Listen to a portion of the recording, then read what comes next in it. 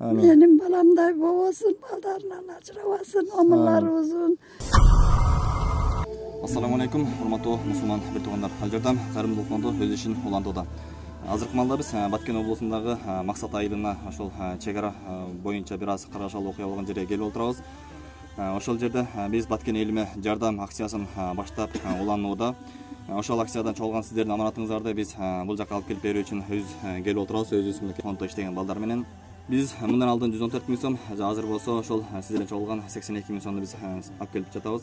Апабыздын баласы ошол бир канча күн мурда болгон каргашалуу окуяда кайтыш болуп калган. Апабыздын таянар күчү болгон баласы кайтыш болгондуктан апабыз бир аз кыйынчылык күндөргө туш келип калган.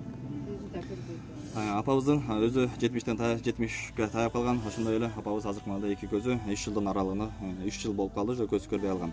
Берген садакаңыздарды, нафакаңыздарды Алла Таала кабыл кылып, акыретте тоодой соту менен берген болсун. Сиздердин аманатыңыздарды мынакей апа болсо колуңузга өткөзүп беребиз. Бул жерде 50 000 сом акчалай.